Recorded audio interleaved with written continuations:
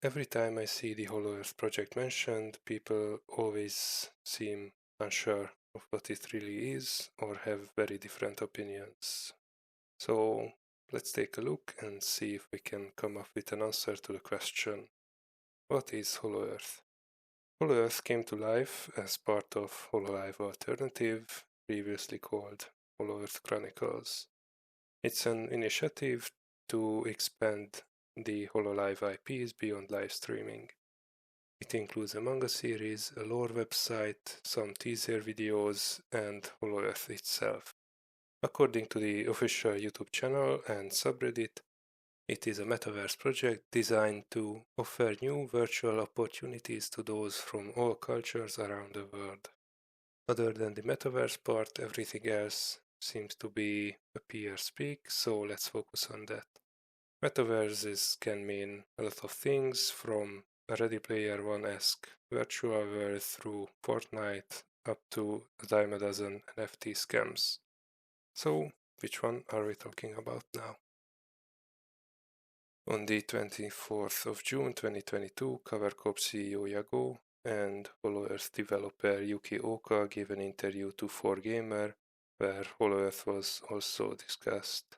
In this interview, it was said that Holoearth will have the budget of a AAA game, as well as having a standard free-to-play monetization system, where the developer sells skins, digital merch, chest stickers, and emotes for revenue, while the features are available for free.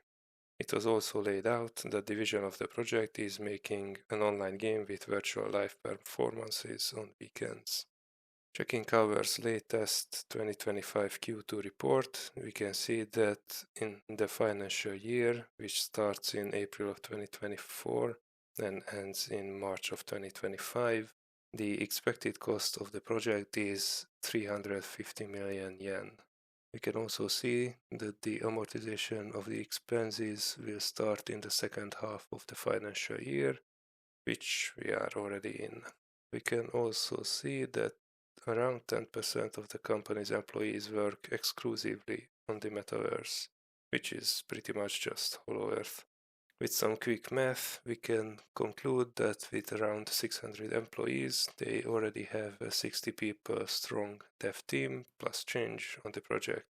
It's not quite AAA size, but it looks like they mean business. We also had 2 concerts already in Holoearth. The first one was Proto Live in December of 2022, and the second one was Proto Live 2 in July of 2023. With the second one, we already got a glimpse of the monetization system.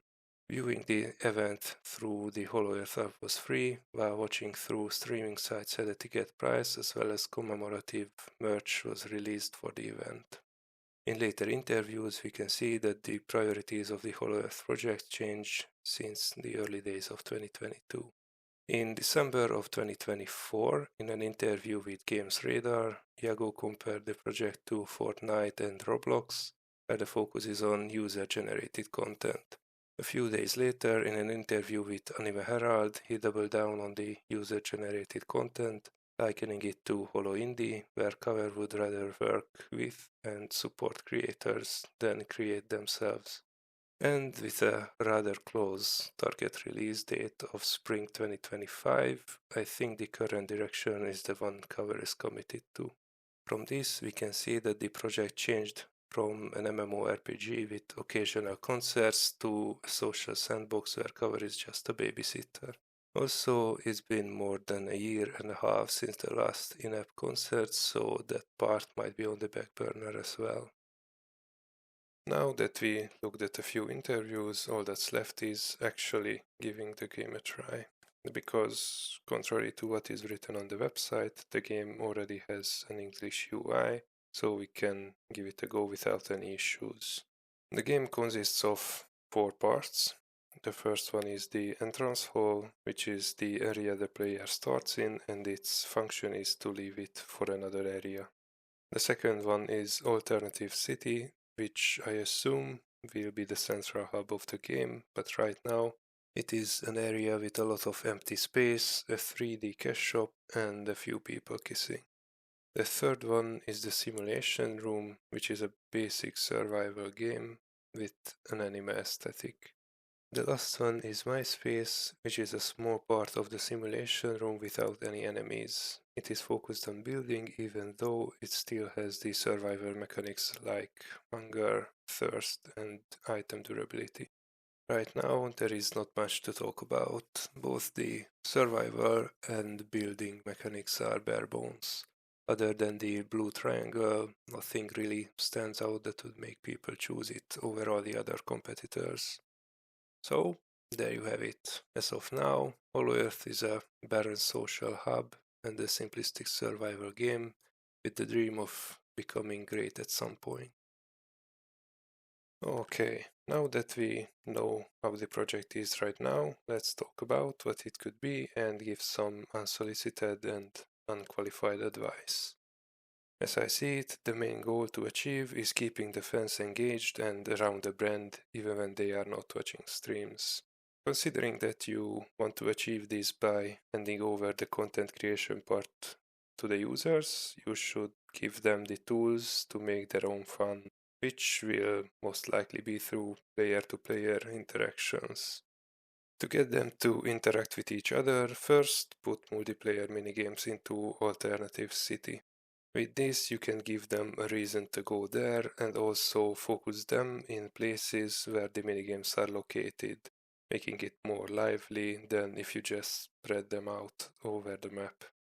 We have already seen a limited time poker event before, so this point is probably not lost on the developers.